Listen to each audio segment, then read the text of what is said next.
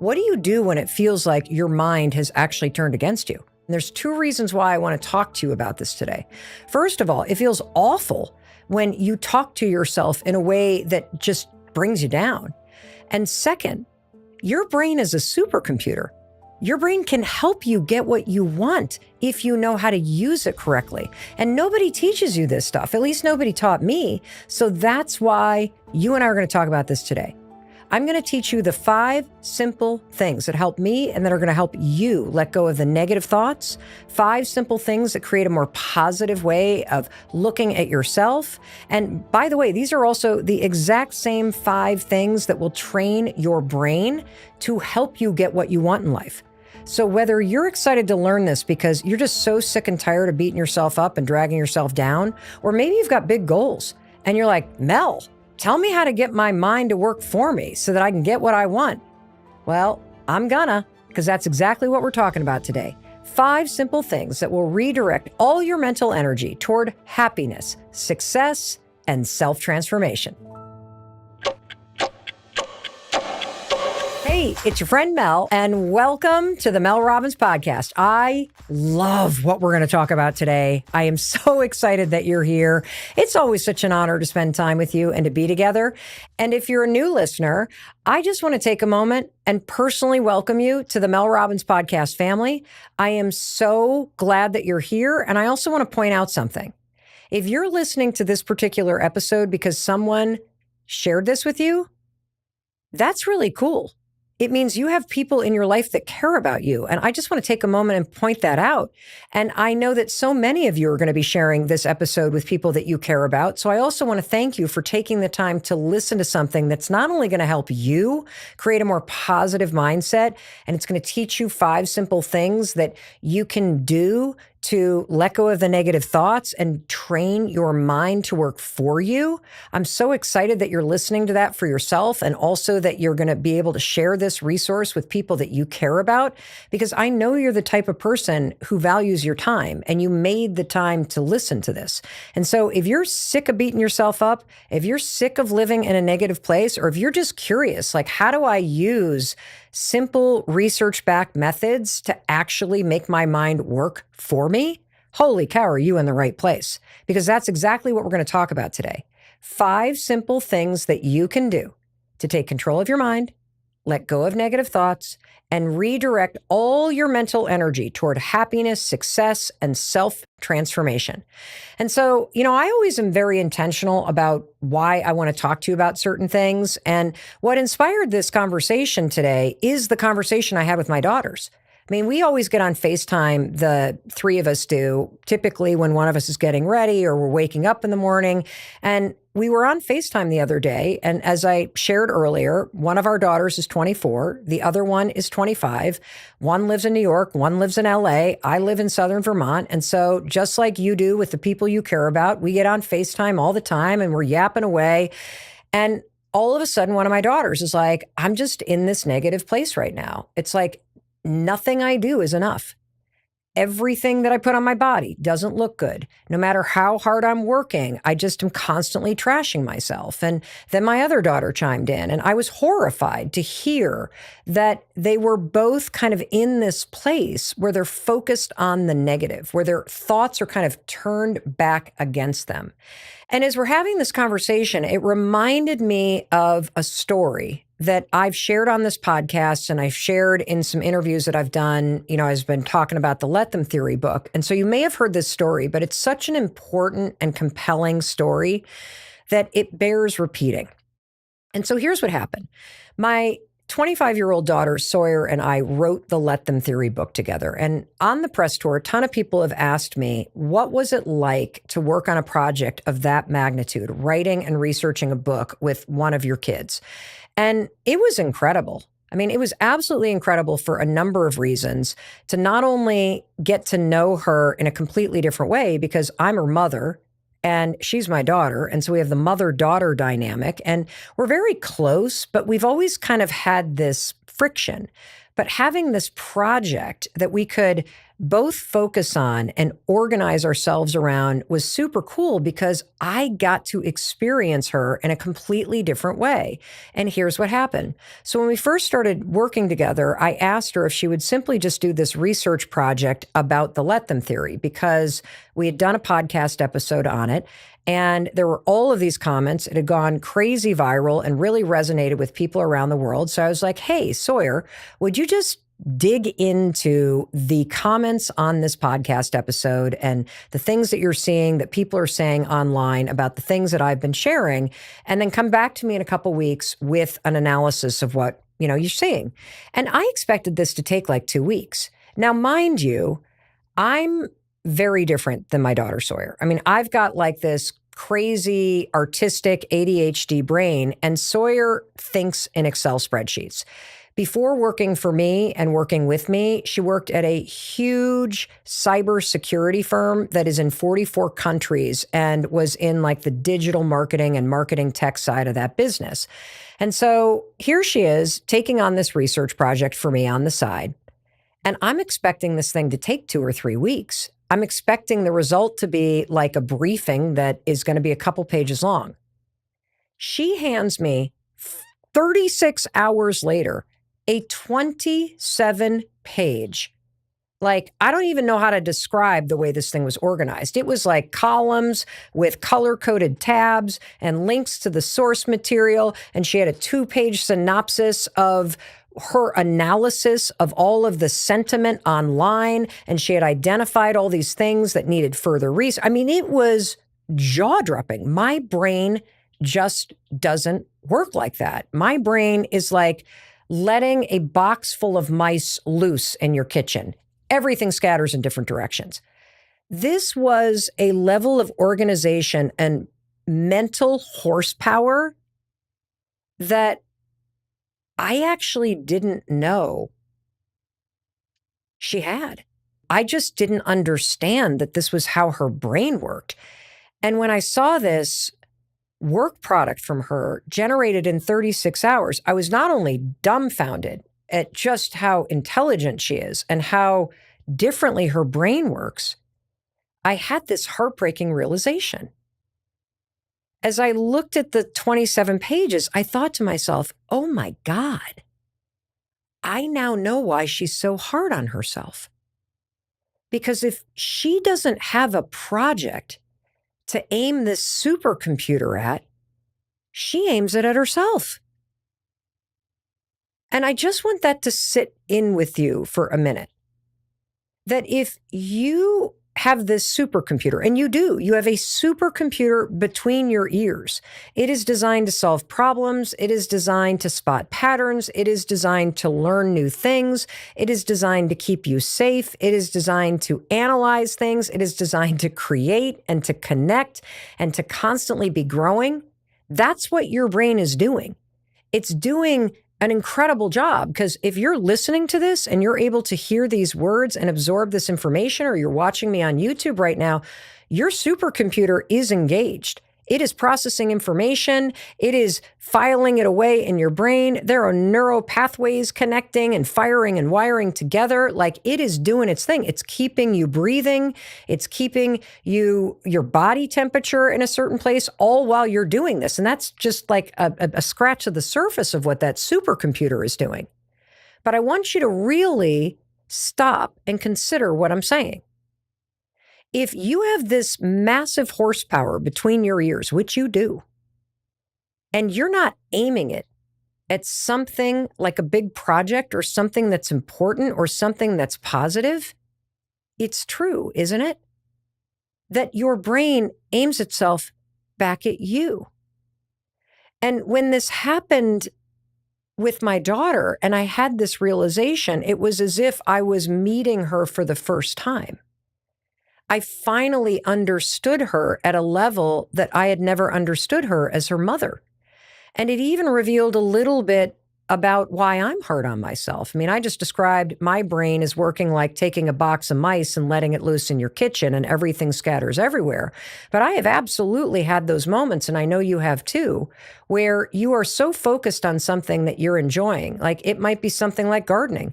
It might be that you're a great video gamer, and so you get lost in the moment. It might be when you've played sports or you're playing an instrument, or it might be when you're out on a hike and you're just so hyper present.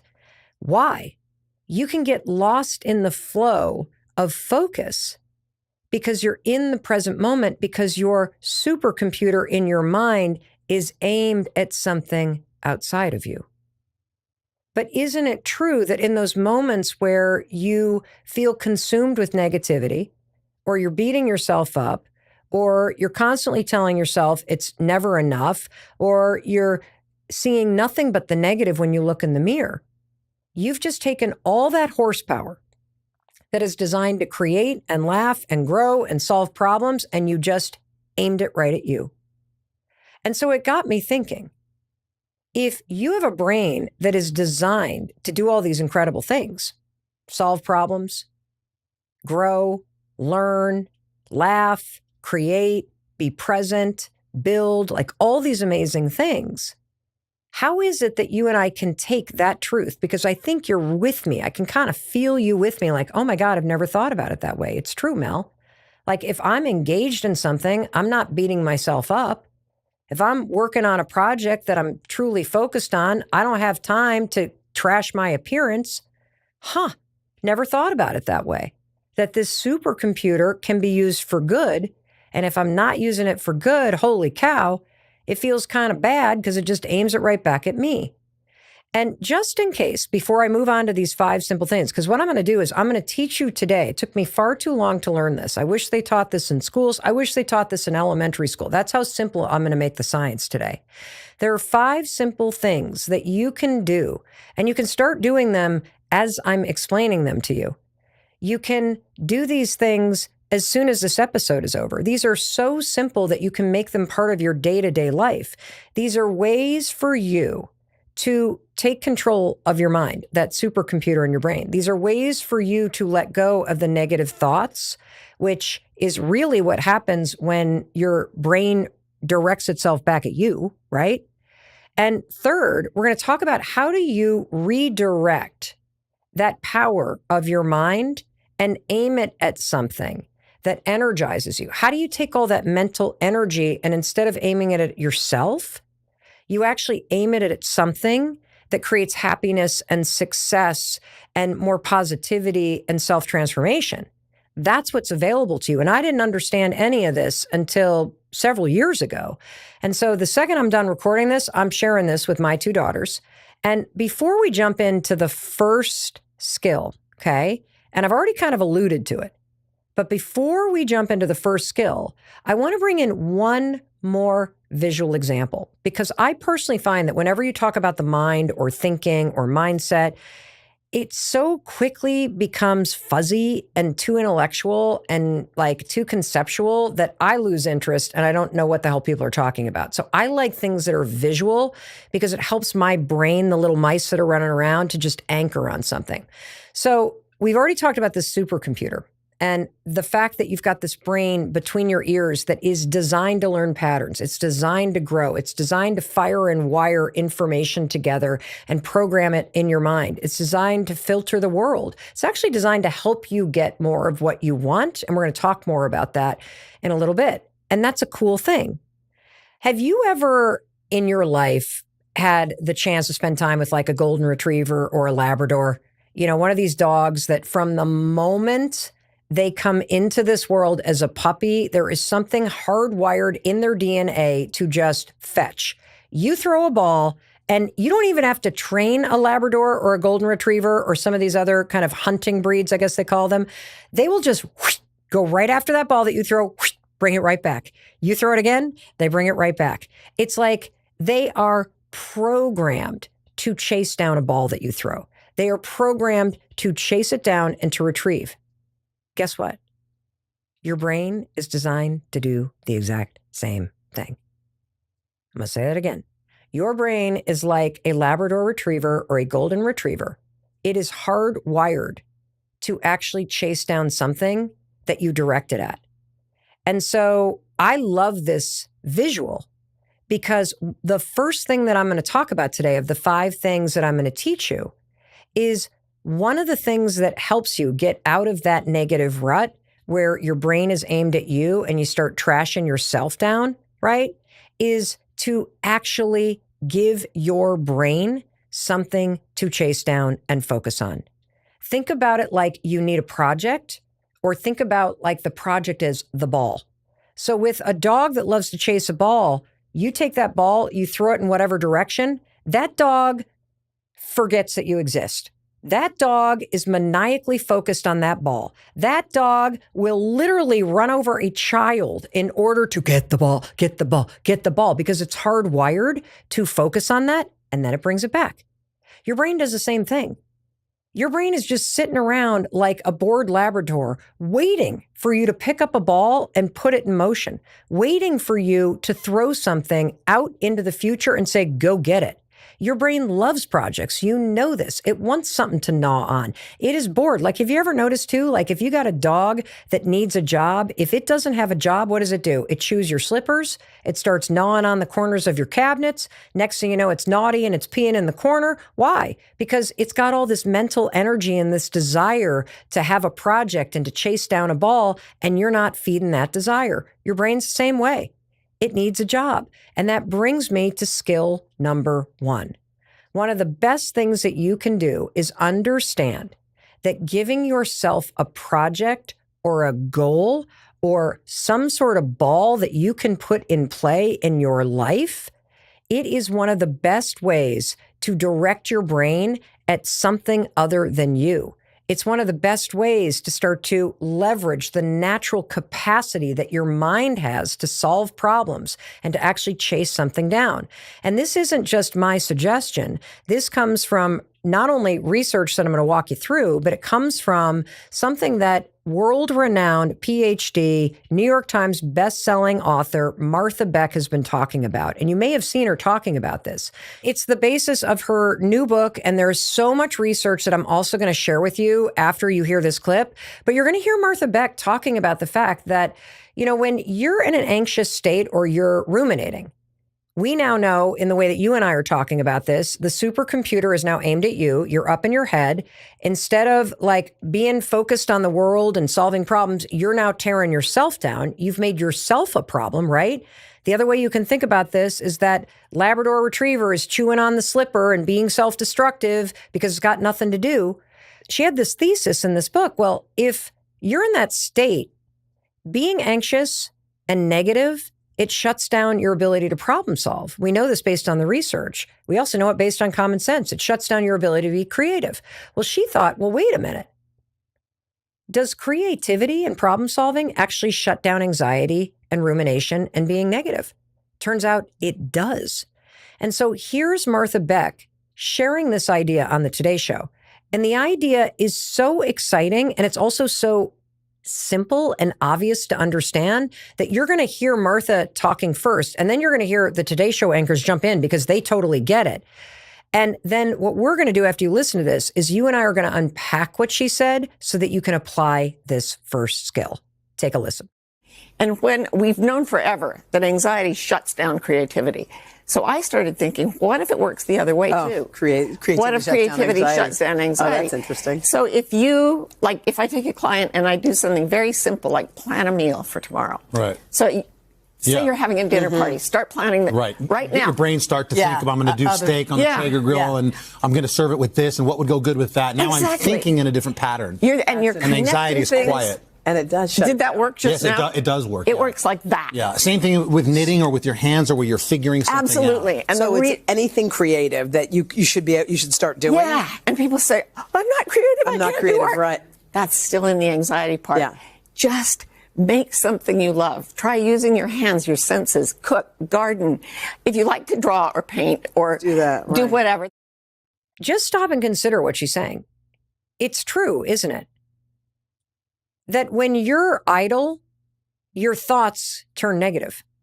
When you've got nothing that you're focused on, the supercomputer focuses on you. And because it's a problem-solving machine, it typically is looking for problems, and then it turns you into one. And so I love what Martha Beck is saying, because she's basically saying, anytime you're worried, anytime you're negative, it's a sign that your mind is now turning you into a problem. And we can change this by picking up a ball and, in her language, by doing something creative with your hands. She talked about how, like, just start planning the meal for tonight. Open up a cookbook and start flipping through it. And now what are you doing? You've thrown a ball. Your mind is now focused on solving the problem. The problem is no longer you. The problem is, what are we going to create for dinner? It's a simple idea that has so much research in it. In fact, I want you to hear this research because it's not just about creativity. It's about the power of having a project that you can aim your mind at. This is this revelation that I had about my daughter that, oh my God, like she's got so much horsepower upstairs, and so do you, that if you're not aiming it at something, it's going to come back at you. And I want to share some of this research with you because it's actually very exciting about simply having a project. And it could be a project like, I've got a project this weekend that I know that I'm going to get lost in.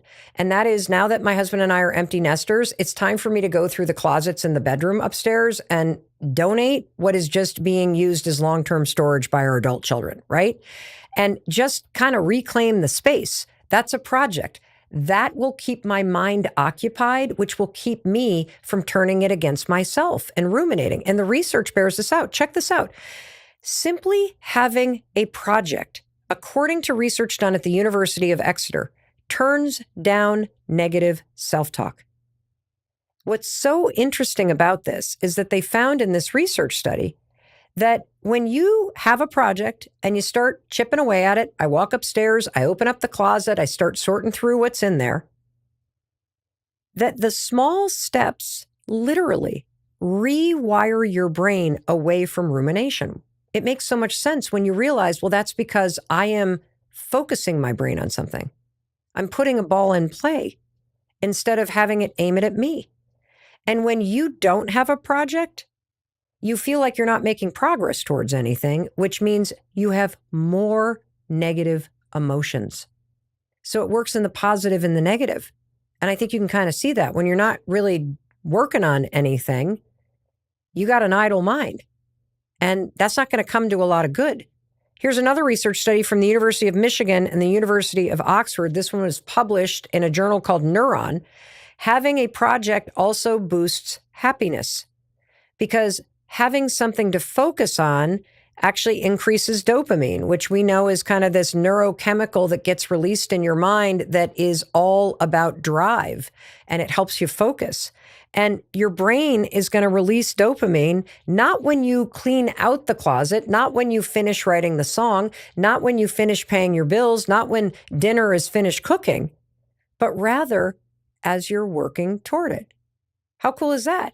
And it kind of makes sense because if you take as fact that your brain's a supercomputer that wants to solve problems, that wants to engage in something, that wants to build and design and create and have a project to focus on, when you provide that to the supercomputer between your ears, your supercomputer is a little happier because it's able to chase a ball. It's able to do what it's designed to do. Here's another study from Pennsylvania University that having a project to focus your brain power on strengthens your overall mental health. Goals give you direction and purpose. Goals help you navigate challenges because it actually gives your mind something to focus on, which helps you build resilience against stress and emotional struggles. And you know what's interesting about that is that I know based on what I'm seeing in the inbox as your fellow listeners are writing in from around the world that you're experiencing just unprecedented levels of stress. And we know that based on the medical experts that we talk to on this show all the time, that the levels of chronic stress that people are experiencing are at unprecedented levels.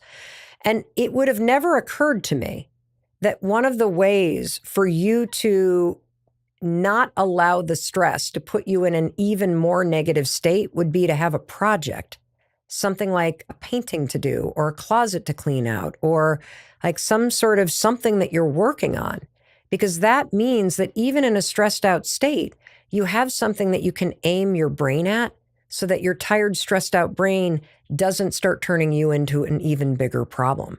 I just love this research So, number one, what you're learning is that in order to take control of your mind, in order to let go of negative thoughts, in order to redirect your energy toward happiness, success, and self-transformation, skill number one is put a ball in play.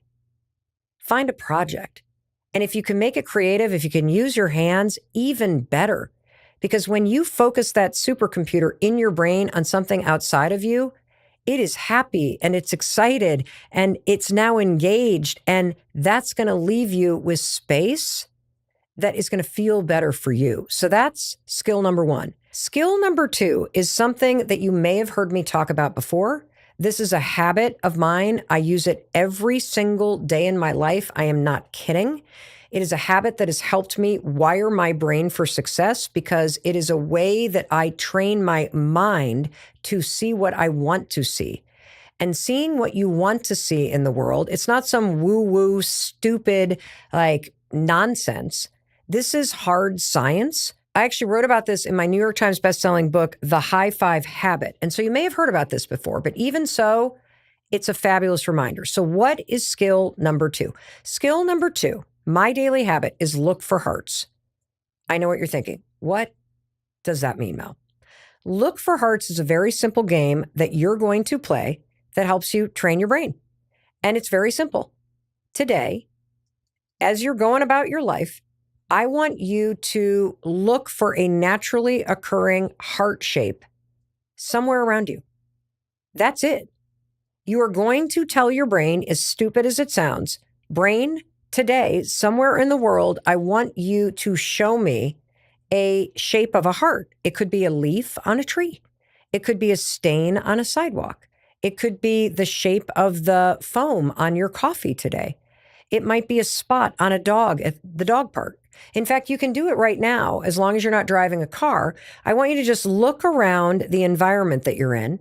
I mean, I'm so trained to do this now that I see them everywhere. And I want you to just kind of scan the environment and see if somewhere around you, I've already spotted two where I am right now. I'm going to describe them in just a second. See if you can see a heart shape. Is there a shadow on the wall?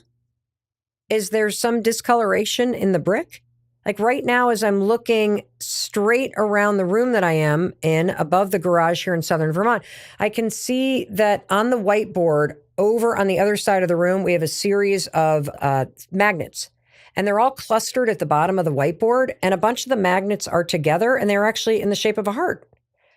I'm looking down on the carpet and I see that there's a stain on the carpet. A little I don't know what, or maybe it's cat hair. I can't quite tell what that is. But it's also in the shape of a heart. Every time I go on a walk in the woods, I see rocks, I see tree stumps, I see them everywhere. So you're probably thinking, why on earth is this important?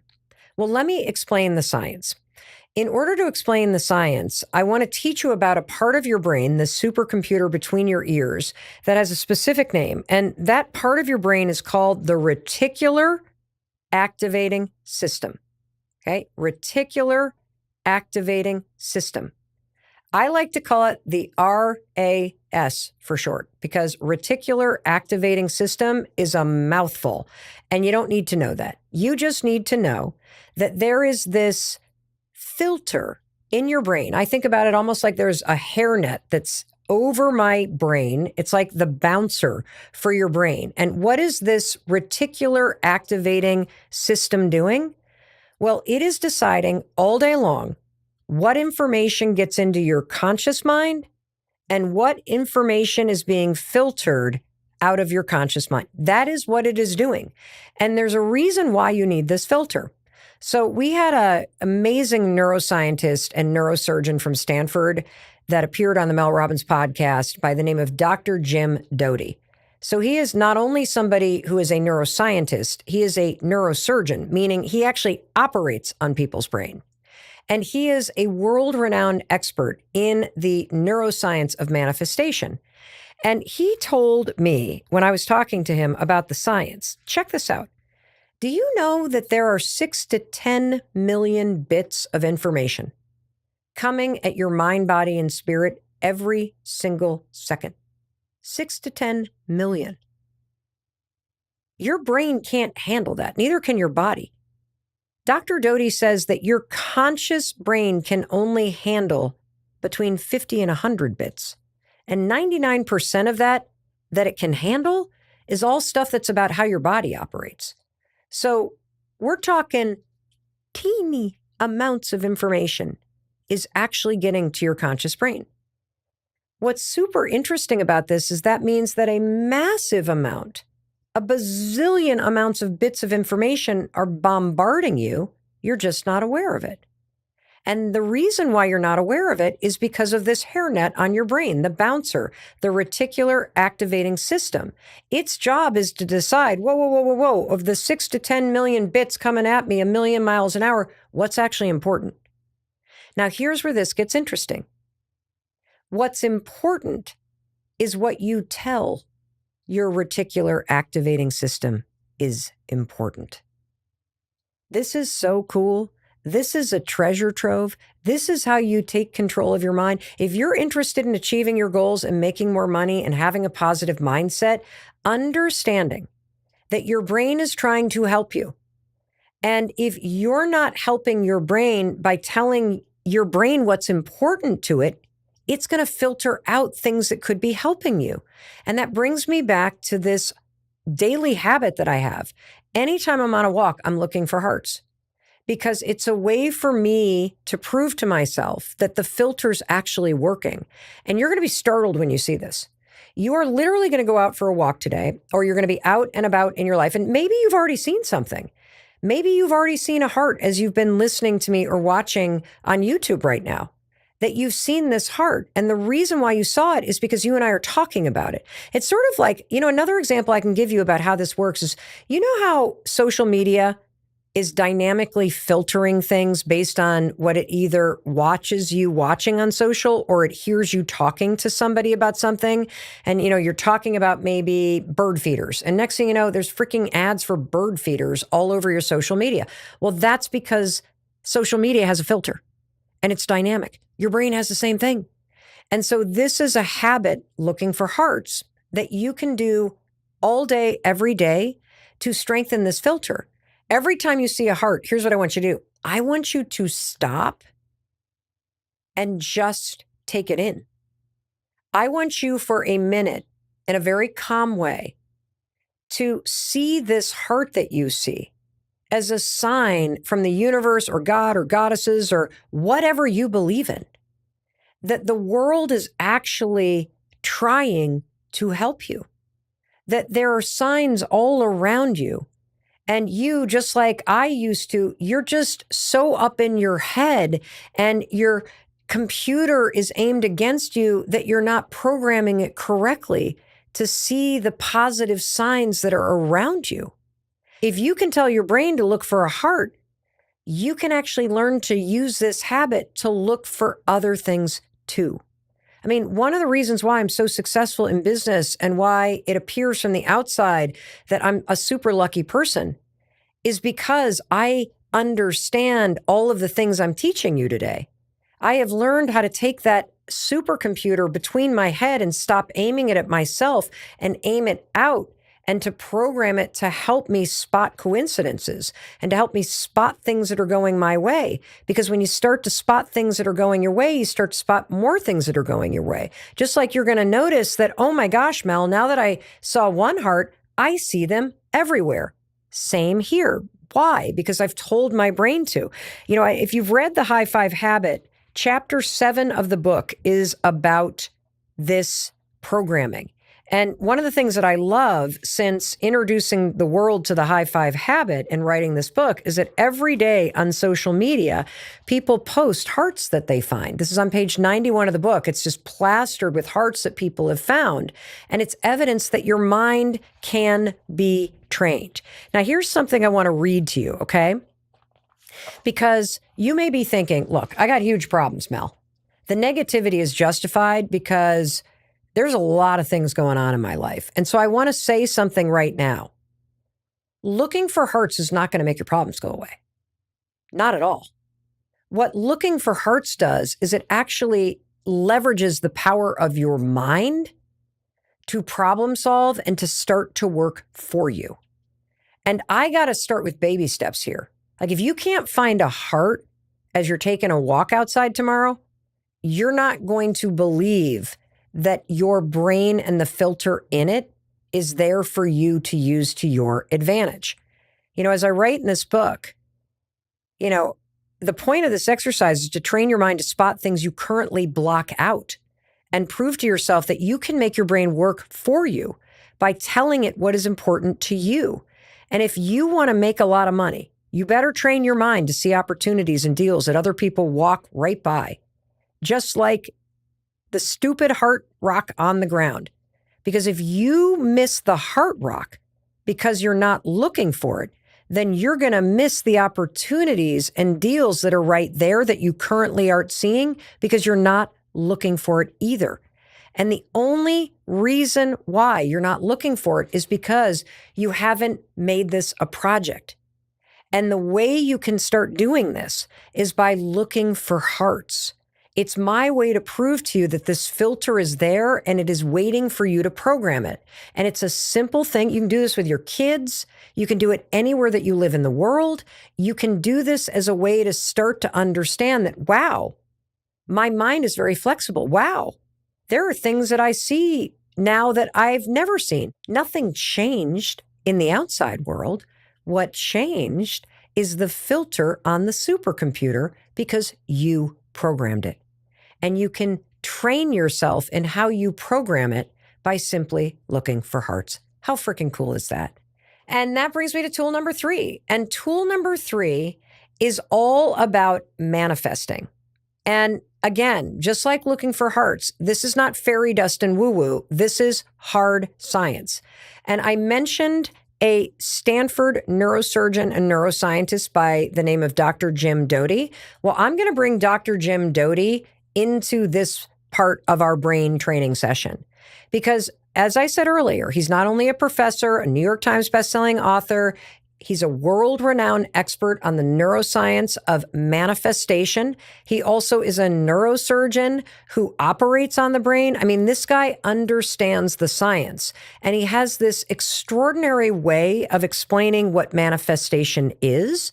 And manifestation, in the words of Dr. Doty, is just, quote, the ability to take an intention and embed it into your subconscious in a manner such that it has the greatest likelihood to occur.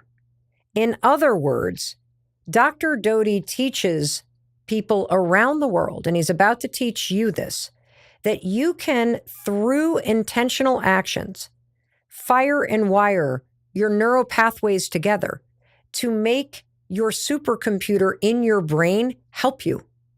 That's what this is. Manifesting isn't magic and woo-woo and fairy dust. Manifesting is programming your brain so that it helps you get what you want in life. And there is so much amazing hard science here. And I'm going to bring Dr. Doty into the conversation because Dr. Doty is not only going to explain this at a scientific level for you, and he's going to talk about the parts of the brain that you use when you want to intentionally program your brain to work for you. But he is also going to walk you through the 5 simple steps that he uses. I'm talking Stanford's neuroscientist and neurosurgeon, the guy who wrote the book on the science of manifesting, is going to walk you through the 5 things he does every morning in his manifesting practice so that you can learn how to do this too. And the way that he describes it, it just makes so much sense. So it is my absolute honor to be able to introduce you to Dr. Jim Doty and have you spend a little bit of time learning from him. Check this out. If you have an intention, you take a pencil, you write it down, you're actually doing something physical, tactile, then you read it silently, then you read it aloud, then you visualize that, and you do that over and over and over again. What that will do is then embed that into your subconscious. And then these different cognitive brain networks get activated. Now, can we unpack that just a minute? Sure. Because everyone that listens to this loves to make sure that they just got the instructions from you, Dr. Doty, because I'm like hanging on every word. And so there were a couple steps to that.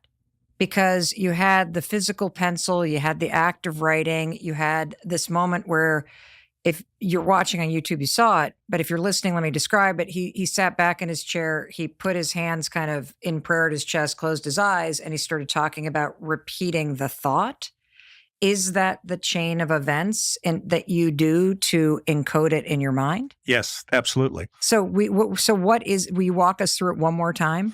Yeah. So again, what you want to do is to use all of your sensory organs as much as possible to embed that intention. So by writing it down, by reading it aloud, by visualizing it, that creates the process where this gets embedded and into your subconscious. And what happens is once you get this embedded, it activates different parts of your brain.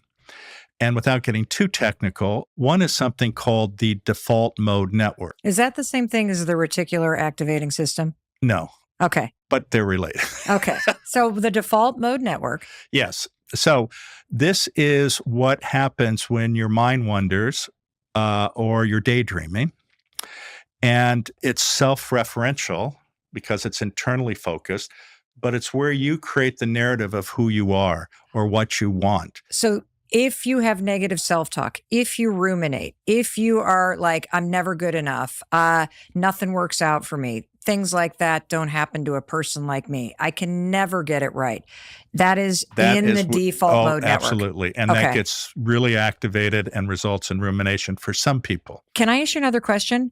Because one of the things that you said at the very, very beginning is you painted this gorgeous picture of the ability to leverage the remarkable power of your brain to help you get what you truly desire in life, to help you live in heart mode. And you said it's just about believing it.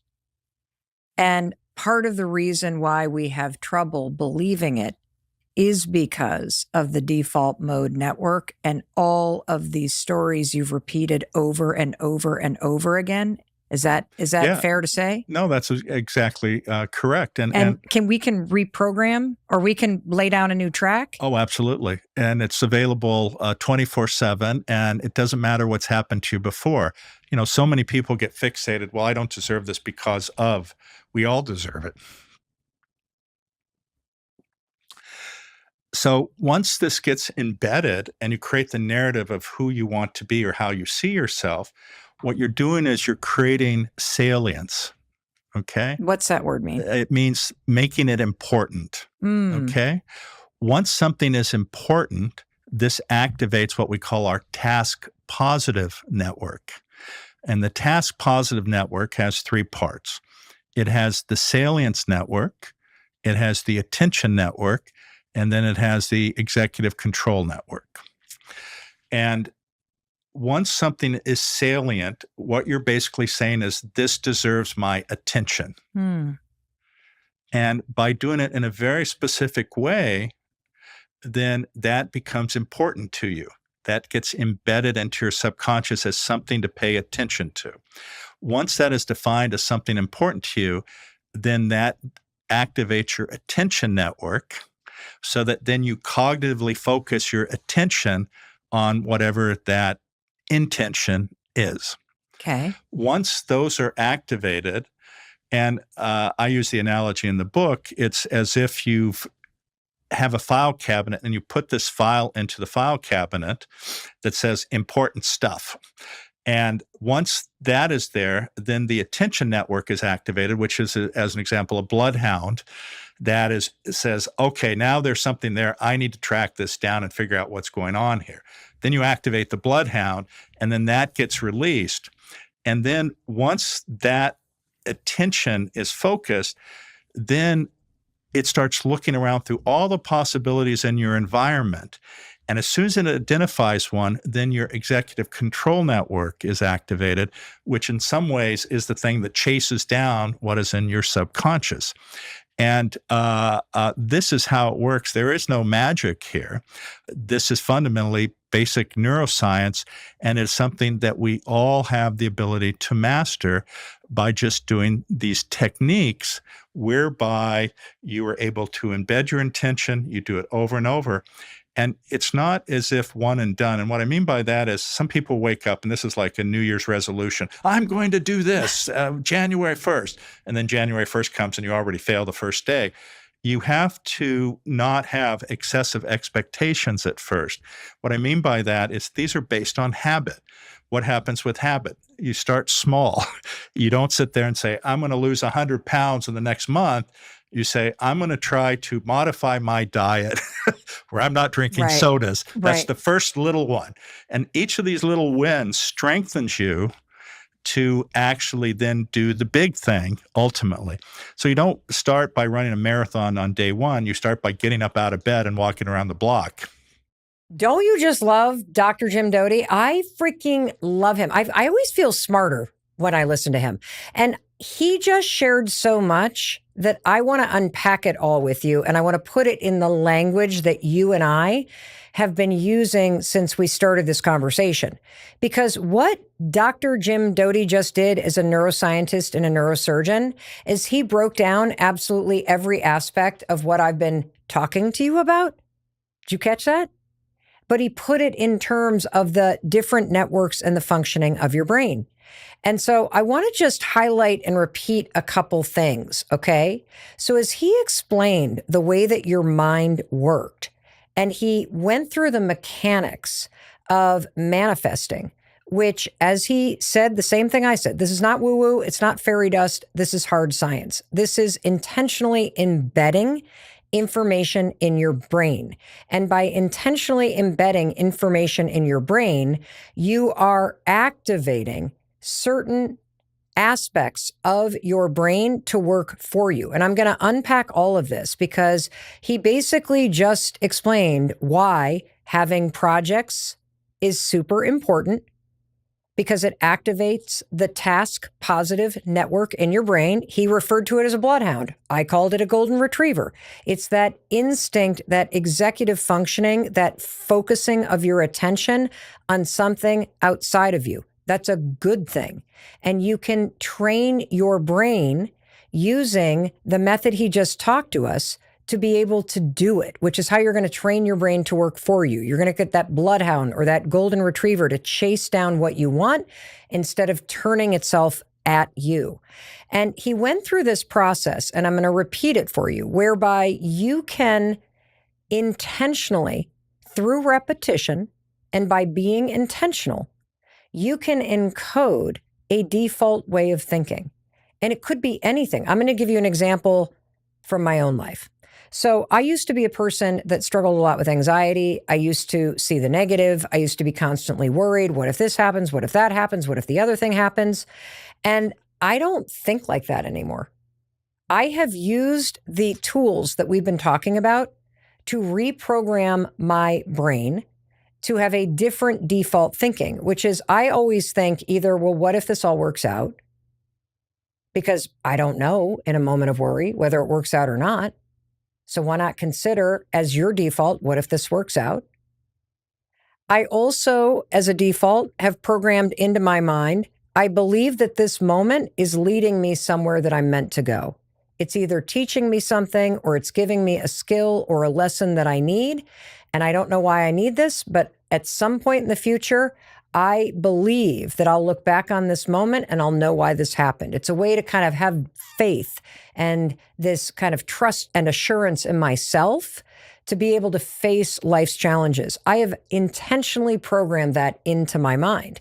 How do you do it? You do it exactly as Dr. Doty just walked you through. He said, you take out a pencil, you write down what you want to believe. I believe I'm capable of success. I believe I am worthy of love. I believe that the love of my life is around the corner. I believe that this moment is temporary and the future is brighter. I believe that I'm stronger than I think. You can write down anything you want to believe about yourself. You can write down that I'm beautiful. You could write down that I'm working very hard and my hard work is going to pay off. And all I need to do is just keep my head down and keep being a kind person and working hard, and things are going to work out.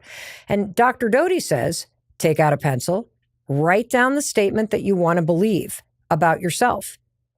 After you write it down, you're going to read it to yourself. Then you're going to say it out loud. And what did he just teach us?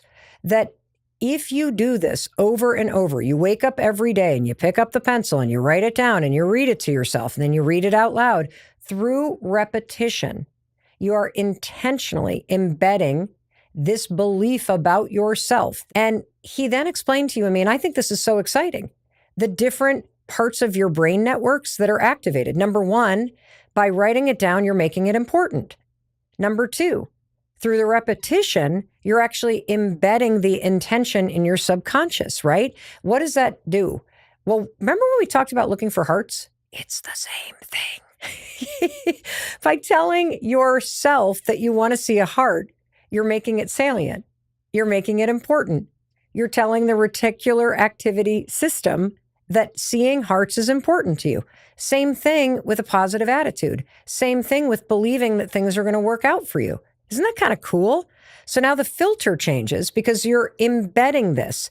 And then what happens? He talked about the focus and attention network. That's this filter. That's you directing the supercomputer in your mind to filter out anything that is unrelated to this thing you want to believe. And for me, it's literally, what if it all works out? It's this belief that if I just show up every day and I do my best and I'm a kind person and I just do the reps and put in the work, eventually things work out. And I do believe that because I have used this process to embed that belief. And then what happens is when you use the process, you make it important. Through repetition, you embed it in your mind. You then are changing the RAS, which is all about focus and attention. Now you're triggering what he called the task positive network. That's the bloodhound in your mind. I call it the golden retriever. Boom. It's now actively chasing down anything that is related to this thing that you want. That's how it works based on the science. And that also covers all of the things we've talked about so far. Having a project and the research about how that aims your brain at something rather than having your problem solving aimed at you.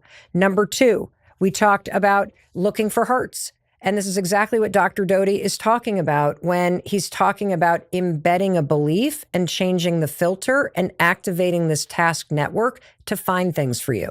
Third, we've just talked about the neuroscience and the mechanics of manifesting and how you cement in new thinking and you program your brain to work for you.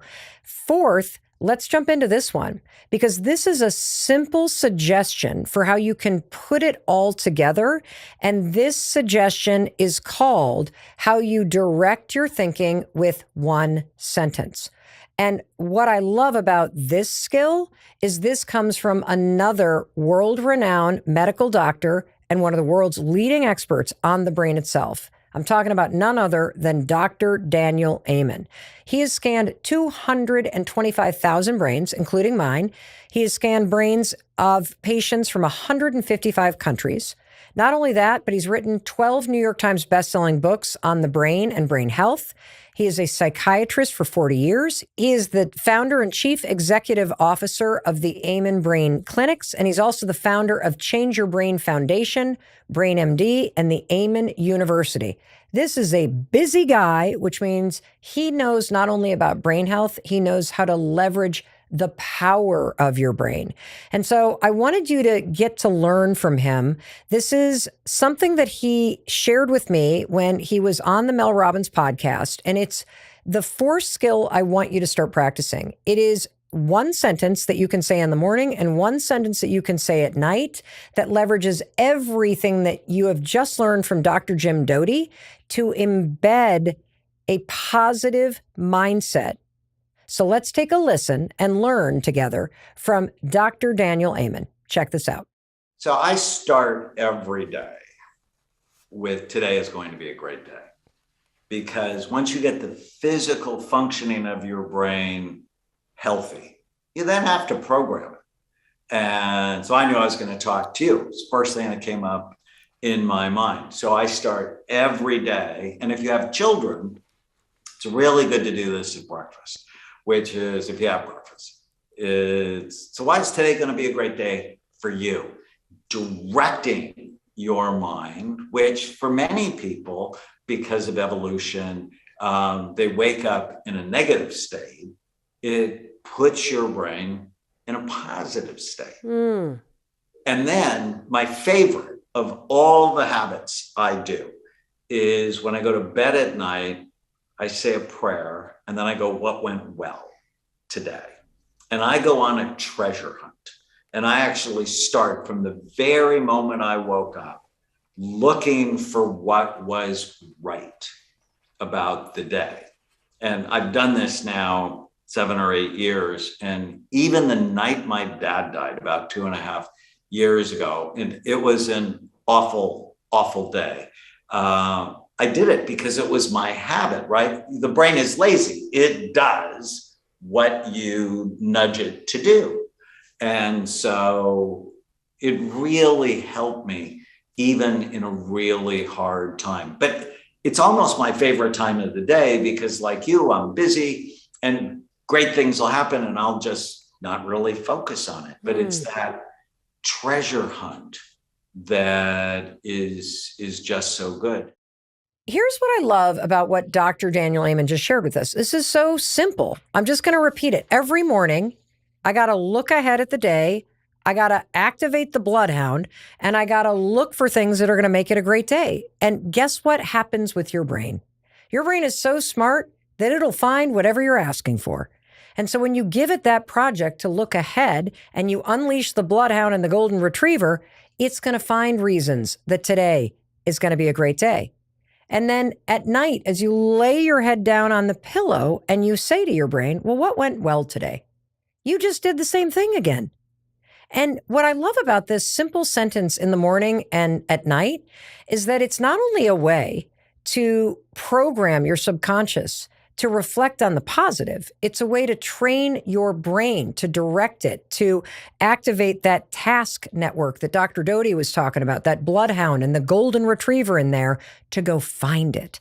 And the more that you prompt yourself to see what went well or what's going to go great, the more you're going to see the good things that are happening that you currently don't. And I have found that this works beautifully in my life because there's a ton of great things that happen and they're small things, but we don't look for them. And when you don't look for them, you don't see them. And when you don't see them, you miss what's actually happening in your life. And there's a lot of good, even when things are terrible. There's a lot of good that's happening in your life if you ask your brain to help you see it. And that's a simple way that you can do it. All right, that brings us to the final fifth thing. And this fifth thing is literally just quieting your mind. I think one of my biggest problems is at the end of the day, my brain has been so busy working or just running or thinking that if you really stop and think about it, how do you shut your brain down? Well, if you're a normal person, you probably either start watching TV or you pick up and you doom scroll with your phone, or next thing you know, you might be pouring a drink to try to turn your brain off. I've certainly done that in the past. But what if there was a different option? What if you could just use something like the let them theory and understand that your thoughts kind of come and go, they rise and they fall? And what if you could just let the thoughts rise and not grip onto them? What if part of your wind down routine at the end of the day before your head hits the pillow and you say, what went well today, is you just let your mind slowly quiet? Like, I just want you to really take this in for me because there's a lot of research around how mindfulness, which is not quieting of the mind, but it's really just kind of observing your thoughts without attaching yourself to them. Oh, interesting. I'm still thinking about work. Oh, interesting. That news headline just popped in my mind. Oh, interesting. Now I'm thinking about picking up my phone.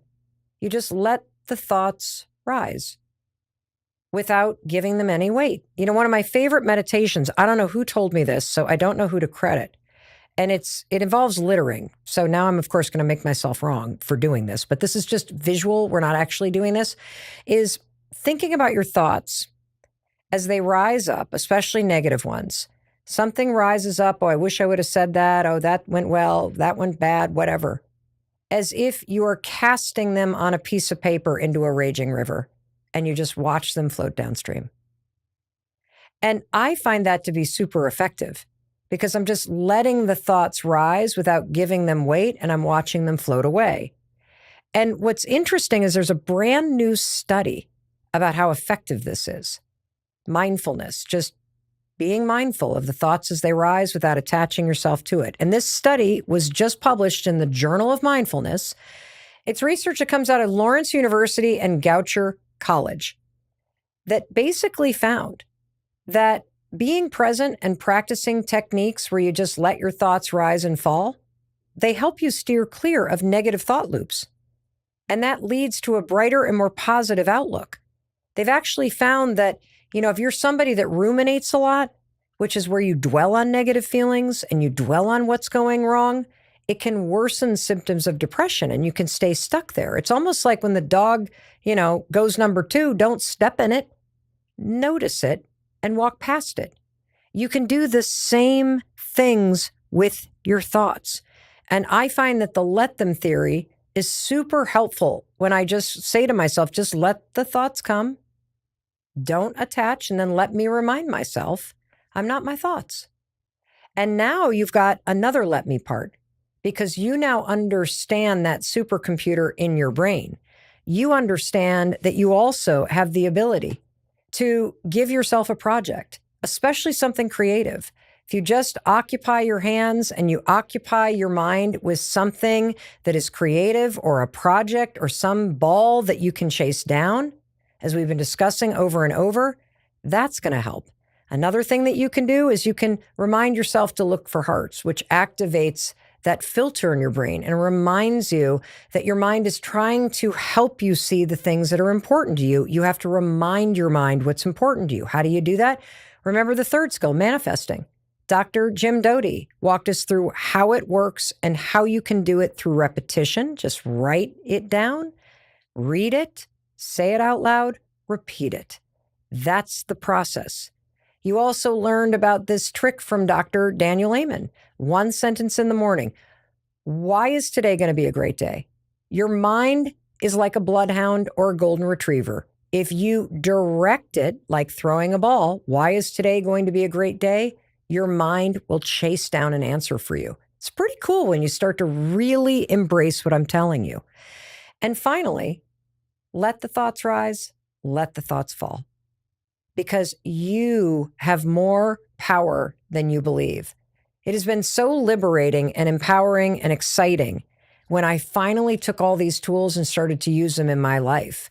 And I'm so excited to see what happens to you when you embrace these 5 simple skills and you start using them in your day-to-day life. And I'm certain here's what you're going to find. And here's what the people that you share this episode are going to find.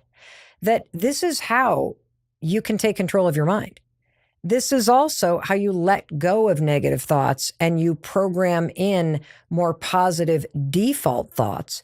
And this is also how you redirect all of your mental energy to happiness, positivity, success, and self-transformation. And one more thing, I wanted to be sure to tell you that I love you and I believe in you. And I am so excited for you because absolutely everything that you learned today, it works. It's simple to understand. It's simple to use.